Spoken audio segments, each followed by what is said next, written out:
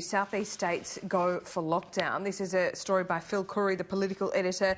New South Wales, Victoria and the ACT are poised to go it alone and move a little bit further than the federal government wants to do in terms of lockdowns. Now, the Prime Minister has made it very clear that what comes out of the War Cabinet, the National Cabinet, is a baseline of what he expects for the country. But in recent days, I think he's made concessions here, saying, of course, different states have different circumstances and premiers and leaders need to do what's suitable for their state too.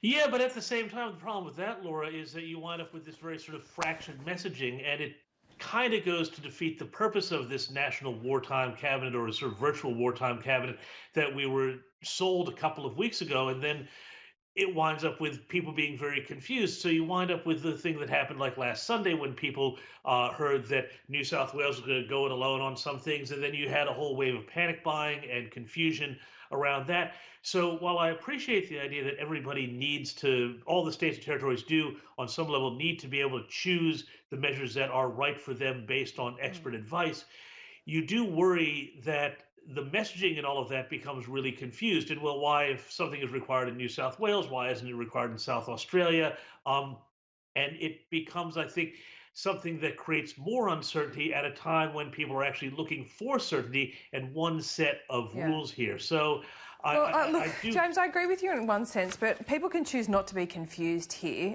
It would seem obvious to me. New South Wales is a very different situation to the Northern Territory. New South Wales have half the cases in the whole of Australia. So why shouldn't it make decisions that perhaps aren't suitable for the rest of the country?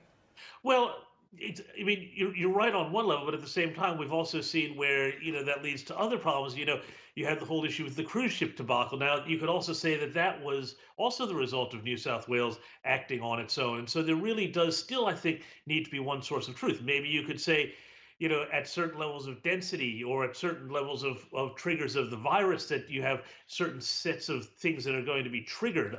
It may wind up, though, that we are heading for some sort of stage 4 lockdown like what they've done in New Zealand. And if that's the case, it may almost be better to try and just get that over and done with quickly, identify who's sick, protect your vulnerable, and then, really start to pivot hard back to getting the economy back moving again. Because I think that's the thing that ultimately people are really, really terrified about, is that we could wind up with 6 months of rolling, confused restrictions, millions out of work. And then at that point, it's like, how do you start to get these people back in work again? Well, it's not like people are crossing state borders at the moment. So if you stay in New South Wales, the rules might just apply for you. Now, let's look at the Australian newspaper. The Prime Minister Scott Morrison will speak with G20 leaders tonight.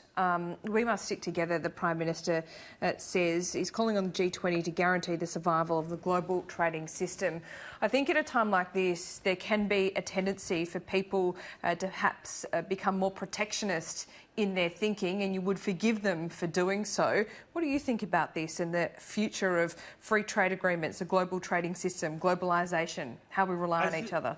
Yeah, look, I mean, I think the idea that, the G20 is some sort of whole kumbaya, let's rely on each other, yada, da, da, da, sort of thing that makes us all, feel good and gets us all rich, that's going to change. I think what we're going to wind up seeing, Laura, is more that like-minded countries are going to start to focus more on trading and setting up kind of blocks formally or informally with one another. One of the big reasons why we're in this crisis right now is that so many people in the West decided, oh, well, if we just, deal with China and we trade with China, we outsource all the manufacturing to China and let them make our pharmaceuticals and our masks and everything else, everything's going to be fine. There's no reason why there's ever going to be any sort of problem with that. We can all just, enjoy the economies of scale and the cheaper wages. And that I think is really where you're going to start to see things change. So I think that in the end of this, the G20 survives, global trading survives. But what I also think is that you're going to have more of a Western orbit and kind of a Chinese Belt and Road orbit of trade. And countries are going to fall more or less within one of those two camps.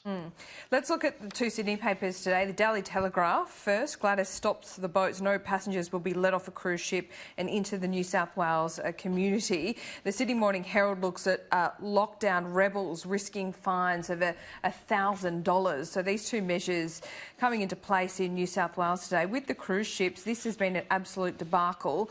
The Border Force Commissioner Michael Outram, he didn't want to blame New South Wales Health. I had an interview with him the day before yesterday and he was really reluctant to do that. Then something changed where he came out yesterday morning, chapter and verse, went through the protocol and squarely put the blame at New South Wales Health, and that seems that is the case. Yeah, I mean, and I think that this really has to be marked down as a big failure of the Berejiklian government. I think Brad Hazzard, the health minister here in New South Wales, really needs to own this. This was a complete debacle. This huge number of cases that we've seen in New South Wales, all traceable to this one ship that, for whatever reason, they decided to say, "Oh yeah, no, that's fine. Let's let it dock." I think the politics are interesting about this. There was a lot of back and forth between the states and the feds on this. I think it's interesting that we haven't heard more from Labor about this for whatever reason, but this was a complete failure by the New South Wales government, it appears, and so great that they're doing these moves now to stop the boats, so to speak. But where was this a week ago when we really needed it? Yep, very good question. And now we're having fines imposed in New South Wales if you do break the rules. And we just heard from Mick Fuller. We're about to hear from Gladys Berejiklian. And James, we are right out of time. So thank you for your time this morning. Thanks, Laura. We will see you soon.